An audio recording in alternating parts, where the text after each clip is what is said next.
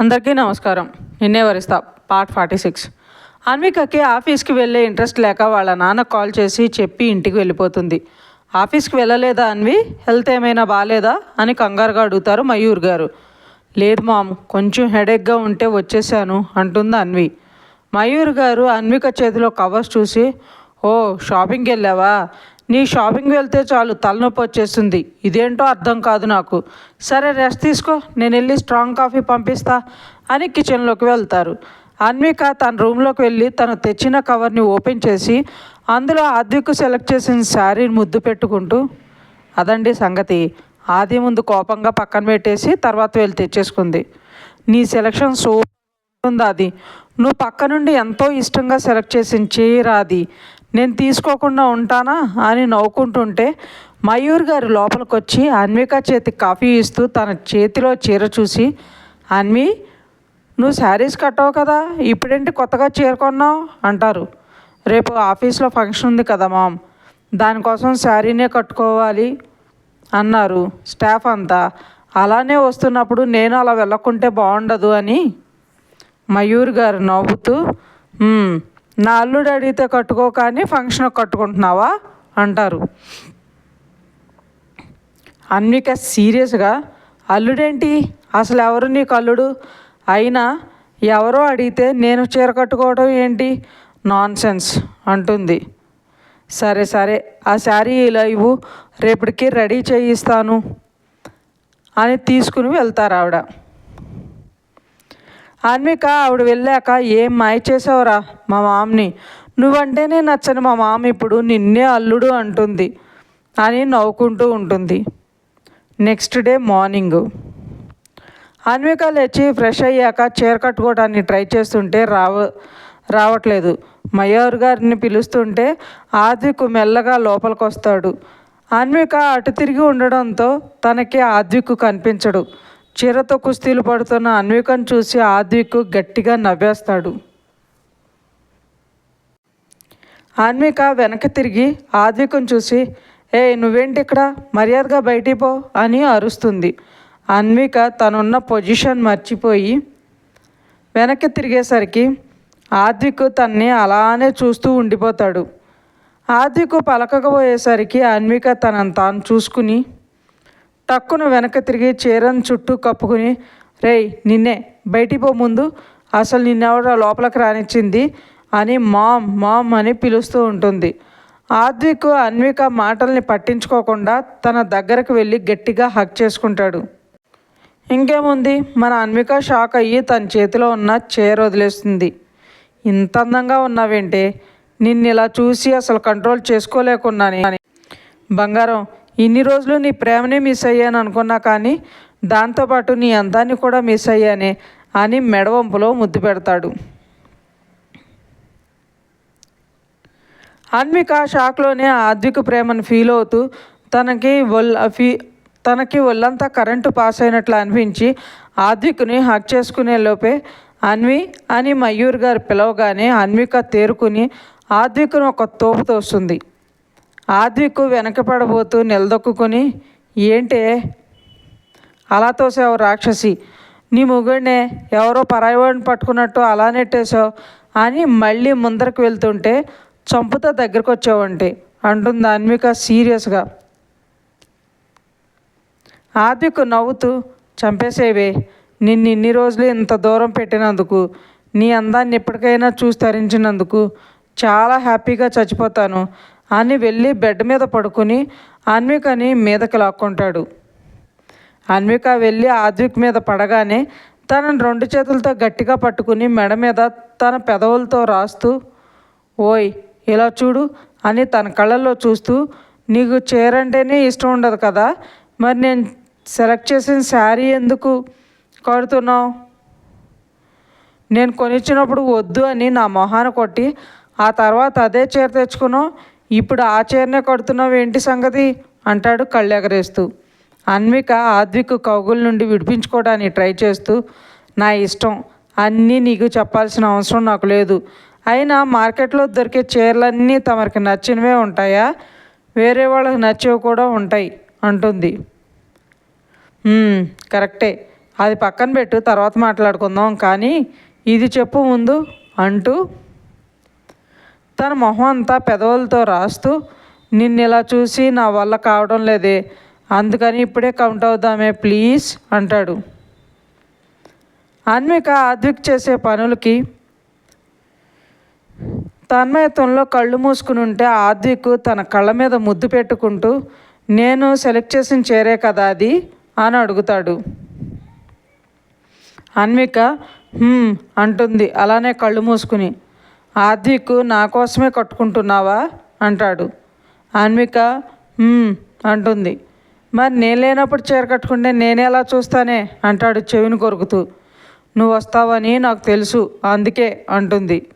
ఆద్విక్ నవ్వుతూ, నాకు నచ్చిన చీర నేనే కట్నా అంటాడు. అన్విక అంటుంది. ఆద్విక్ అన్వికను వదలగానే అన్విక తేరుకుని వెంటనే పైకి లేచి వెనక్కి తిరగగానే ఆద్విక్ వెనక నుండి హక్ చేసుకుని, అలా ముడుచుకుంటావేంటే, ఇలా అయితే చాలా కష్టం అంటాడు. అన్విక మోచేత్తో ఆద్విక్ డొక్కలో పొడుస్తుంది. ఆద్విక్ అబ్బా అని అన్వికను వదిలి కడుపు మీద చేయి పెట్టుకుని, ఏంటే ఇలా తయారయ్యావు, ఎంత కోపం ఉందే నా మీద, ఇంత గట్టిగా కొట్టావు, చాలా నొప్పిగా ఉంది అంటాడు. అన్విక సీరియస్గా, వేసిన వేషాలు చాలు కానీ ముందు బయటికి వెళ్ళు, లేదంటే ఇంకేం చేస్తానో నాకే తెలీదు అంటుంది. వెళ్తా చీర కట్టేసి అని కింద పడిన చీరని తీసుకుని దగ్గరకు వెళ్తుంటే అన్విక కోపంగా చూస్తుంటుంది. ఇంతలో మయూర్ గారు, అన్వి డోర్ తీరా, చీర కట్టాలని పిలిచావు, ఇందా పిలిస్తే పలకలేదు, స్నానం చేస్తున్నావేమో అనుకున్నా, ఇంతసేపు ఏం చేస్తున్నావు అంటారు.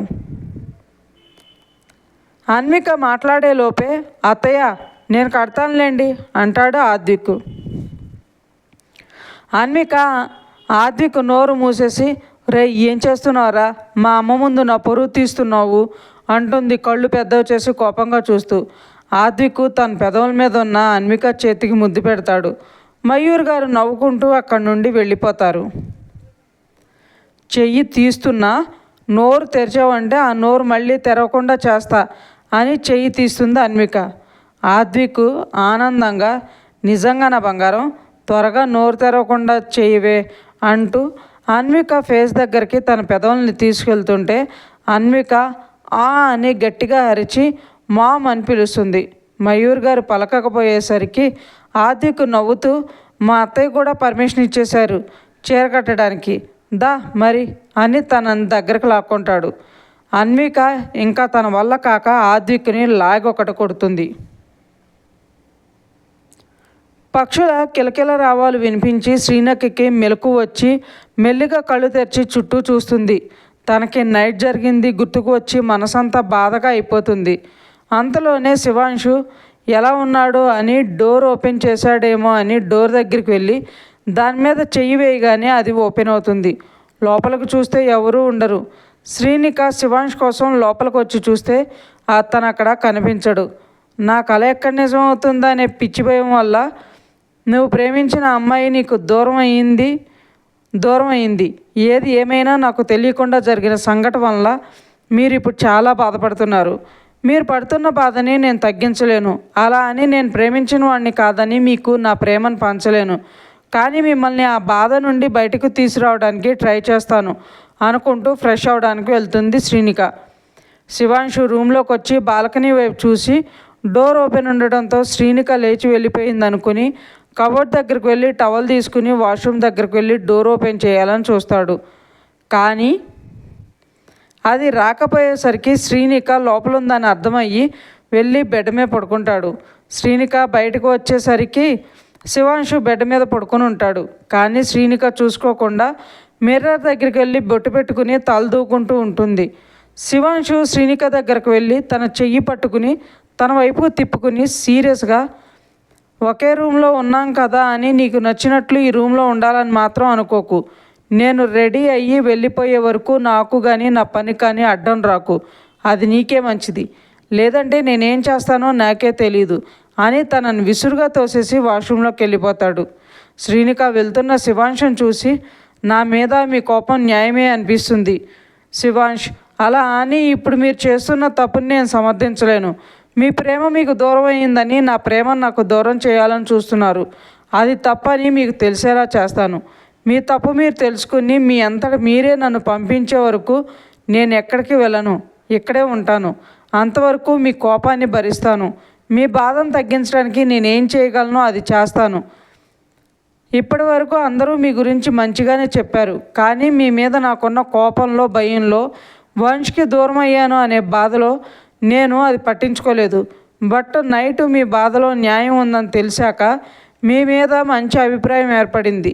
మీకు అవకాశం వచ్చినా కూడా నన్ను ఏమీ చేయకుండా, నా గురించి తప్పుగా మాట్లాడకుండా, నన్ను పట్టించుకోకుండా వదిలేశారు. మీరు ఇలా చేయడానికి నాకు తెలియకుండానే నేను కూడా ఒక కారణం అయ్యాను కాబట్టి మీ మీద కోపాన్ని చూపించలేకపోతున్నాను. కానీ మీరు చేస్తుంది తప్పు అని మీకు తెలిసేలా ఎలా చేయాలో అర్థం కాలేదు అని ఆలోచిస్తూ ఉండగానే శివాంశు ఫ్రెష్ అయ్యి బయటకు వచ్చి, నువ్వు ఇంకా ఎక్కడ ఏం చేస్తున్నావు? చెప్పాక నేను వెళ్ళే వరకు నాకు నువ్వు అడ్డం రాకూడదని. ఇలానే ఇక్కడే టెస్ట్ వేసుకుని ఉంటే నా పని ఎలా అవుతుంది? అవుట్ అంటాడు గట్టిగా. శ్రీనిక తన ఆలోచనలను తేరుకుని శివాంశు వైపు చిన్న స్మైల్ ఇచ్చి కిందకు వెళ్ళిపోతుంది. శివాంశు శ్రీనిక నవ్వు చూసి, ఇంత జరిగిన ఈ అమ్మాయి కొంచెం కూడా బుద్ధి రాలేదు. ఇలా ఏమనకుండా వదిలేస్తే మళ్ళీ నాకే ప్రాబ్లం. ఈ అమ్మాయిని ఎదురుగా పెట్టుకుని ప్రతిరోజు తనను చూస్తూ తన వల్ల నాకు కలిగిన నష్టానికి నేను బాధపడుతున్నానే కానీ తనలో మాత్రం కొంచెం కూడా గిల్ట్ ఫీలింగ్ అనేదే లేదు. ఇలా అయితే నేను పడుతున్న బాధ తనకు ఎలా తెలుస్తుంది? ఏదో ఒకటి చెయ్యాలి అనుకుంటాడు. ఇంకా ఉంది ఫ్రెండ్స్. మీకు ఈ స్టోరీ నచ్చినట్లయితే లైక్ చేయండి, సబ్స్క్రైబ్ చేయండి. ఇంతలా ఆదరిస్తున్నందుకు థ్యాంక్ యూ సో మచ్.